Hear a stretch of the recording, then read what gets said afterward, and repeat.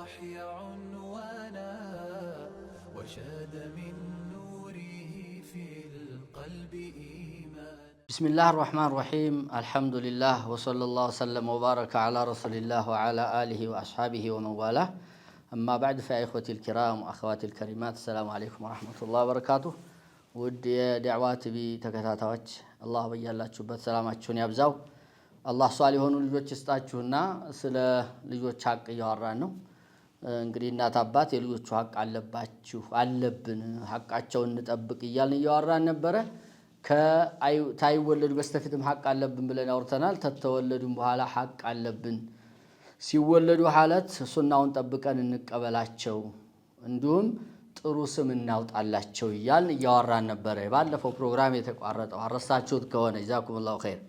እና ለልጆቻችን ዛሬ በጣም ተኮር አድርጌ መናገር የምወደው ስም አሳምረን እናውጣ የሚለው ላይ ነው።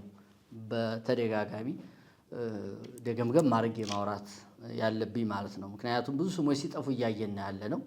እርግጥ አንዳንዱ ወንድሞችና እህቶች ጀዛኩሙላሁ ኸይር ብዙ ስሞች እየተስተካከሉ ነው። ድሮ እንዲሁ ላይ ያለውም ተጽዕኖ ሊሆን ይችላል፣ ከጎረቤትም ተምንም ብዙ የማይገቡ ስሞች ነበሩ። አሁን ሰዓት መስተካከል ይዘዋል። የበለጠ ይስተካከሉ ለማለት ያህል ነው። ይሄ በተለይ ምዕራቡ ዓለም ነው አሁን እየወሰደብን ያለው አንዳንድ ስሞች እየተበላሹ ያሉት። እነዛ እንዲስተካከሉ የእናትና አባት የልጅ ሐቅ እናትና አባት የልጅ ሐቅ ያለበት ጥሩ ስምን መሰየም እንደሆነ ነው እየተመለከትን ያለ ነው። እና ስም አስተዋጽኦ አለው፣ ለልጁ አስተዋጽኦ አለው፣ ለሰሚውም አስተዋጽኦ አለው።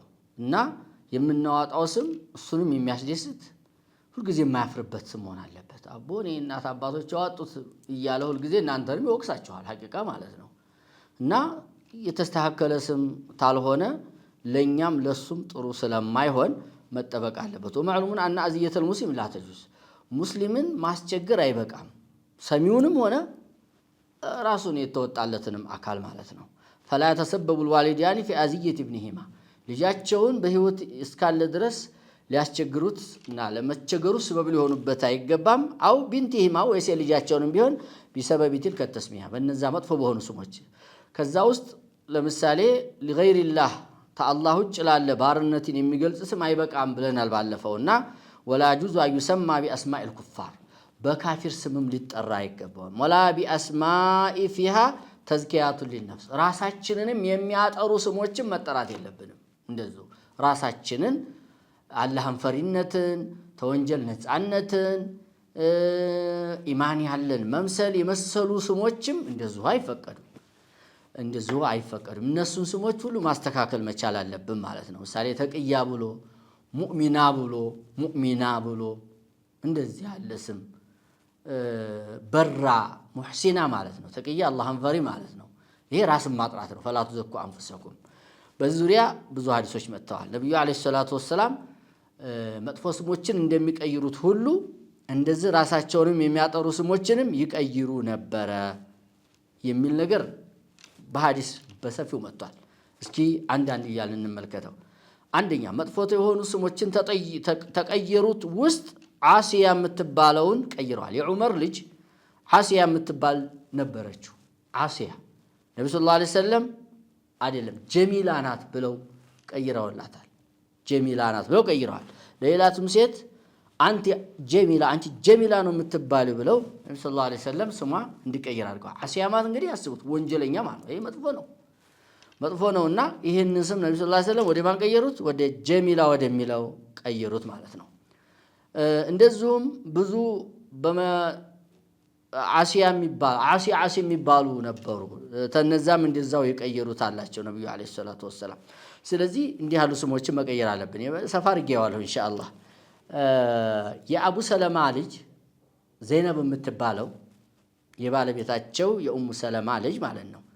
ባሏ ታቡ ሰለማ የተወለደ ነው። እሱ ተሞተ ነው ነብዩ ሰለላሁ ዐለይሂ ወሰለም ያገቧትና እሷ ስሟ በራ ነበረ። ነብዩ አለይሂ ሰላቱ ወሰለም ምናሉ ላ ትዘኩ አንፉሰኩም፣ ራሳችሁን አታጥሩ፣ አላሁ አዕለሙ ቢአህሊል ቢር ሚንኩም፣ ተናንተ መልካም ሰሪው የመልካም ስራ ባለቤቱ ማን እንዲህ ያውቃልና ራሳችሁን አታጥሩ ሲሉ ፈቃሉ ቢመኑ ሰሚሃ ማን ብለን እንጥራት አሏቸው። ፈቃለ ሰሙሃ ዘይነበ ዘይነብ ብላችሁ ጥሯት አሉ ነቢዩ ዓለይሂ ሰላቱ ወሰላም። ሙስሊም በተዘገበ ሐዲስ ማለት ነው። ኢማሙ አቡ ዳውድ ረሒመሁላህ በዚህ ላይ ሰፋ አድርገው ያስቀመጡታላቸው። ገየረ ረሱሉላህ ሰለላሁ ዐለይሂ ወሰለም ረሱል ሰለላሁ ዐለይሂ ወሰለም ስም ቀይረዋል አሉ። ኢስመል ዓሲ አልዓሲ የሚለውን ቀይረዋል። ዓዚዝ የሚለውን ቀይረዋል። ዓተላ የሚለውን ቀይረዋል። ሸይጣን የሚል ስም የተሰየመ ነበር ቀይረዋል። አልሐከም የሚባልን ቀይረዋል። ምክንያቱም ሁክም ላላህ ነውና አቡል ሐከም ነይ ሲላቸው ያ ሶሐባ አይደለም ልጅ ያለህ ማን ነው? አለኛው 4 ልጆች ትልቁ ማን ነው? ሹረይህ አቡ ሹረይህ ነህ አንተ ሁክም ያላህ ነው ብለው ነብዩ ሰለላሁ ዐለይሂ ወሰለም ቀይረዋል። ጉራብ የሚባል ቁራ ማለት ነው እንግዲህ ያስቡት። ሁባብ ሺሃብ የሚባልን ቀይረው ፈሰማሁ ሂሻምን ሂሻም ሐርብ ያለውን ሲልም አልሙጠጃ ያለውን የተኛ ማለት ነው እንግዲህ ያስቡት። አልሙንበዒስ እንዲህ ብለው ቀይረዋል። ከዛሊከ አገሮችን ይቀይሩበታል። ለምሳሌ አፍራ የሚባልን ሀገር ኹድራ ብለው ቀይረዋል፣ አካባቢን ማለት ነው። አው ኸዲራ ብለው ወይ ደግሞ ሽዕበት ዶላላ የጥሜት አቀበት ብሎ የሚጠራን ወይም ወደ ጎራ የሚወስድ መንገድ ነው ሽዕብ የሚባለው። ሽዕበል ሁዲያ ብለው ጠርተውታል ነብዩ ሰለላሁ ዐለይሂ ወሰለም። የጥሜት መንገድ ማለት ነው እንግዲህ ያስቡት።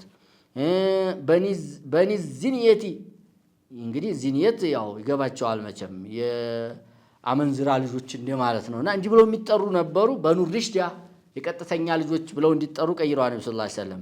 በኒ ሙዓዊያ የሚባለውን በኒ ሪሽዳ ብለው የቀየሩበት አላቸው። ኢማሙ አቡ ዳውድ እነዚህን ተወሩ በኋላ ምን ብለዋል?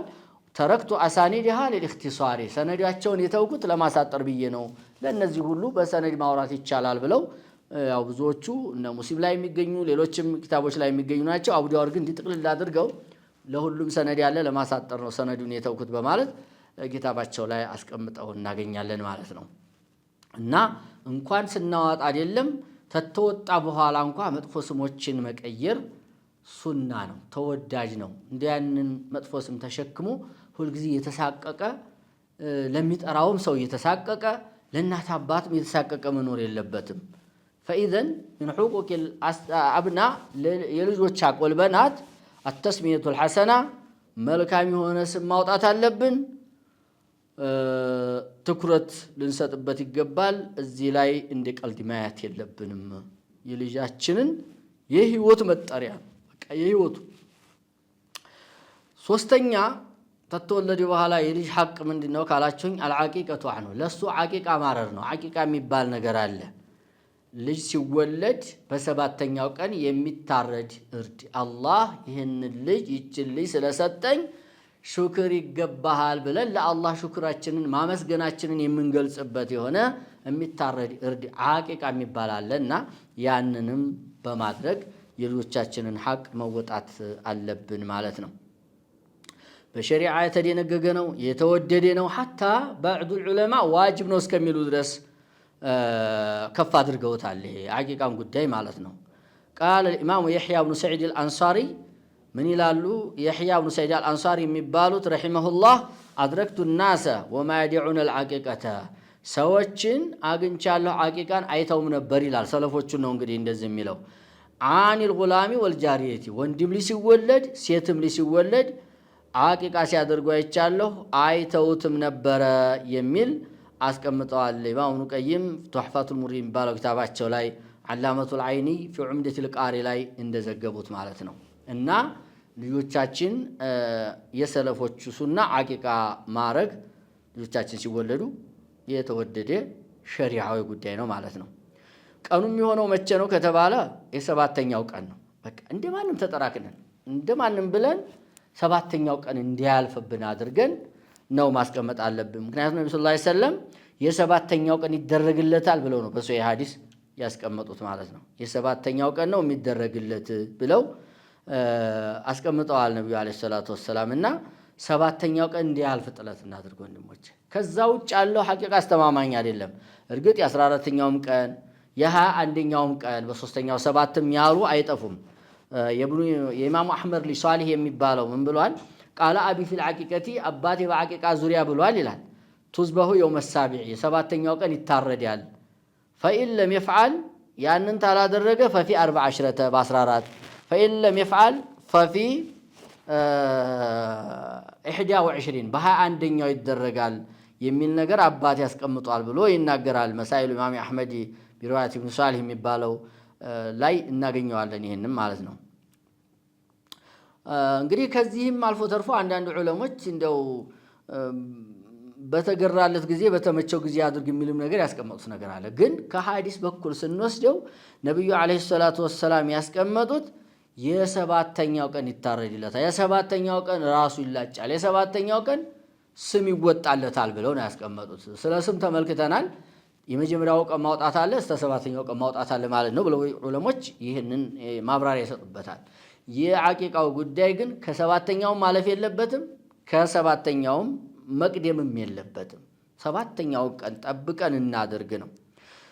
ስንት ይታረዳል የሚለውን እዚሁ ጋር እያይዤ ለማውራት ወየኩኑ ዐን ዘከሪ ሻታኒ ለወንድ 2 ፍየል ቢሆን ወዐን ልኡንሳ ሻቱን ለሴት ደግሞ 1 ፍየል ቢሆን የተወደደ ነው። ፈኩሉ ጉላሚን ሙርተሂኑን አው ረሂኑን ቢዓቂቀቲህ አው ረሂነቱን ቢዓቂቀቲህ ልጅ ሁሉ ከዓቂቃው ጋር የተያዘ ነው ብለዋል ነብዩ አለይሂ ሰላቱ ወሰላም በሐዲሳቸው።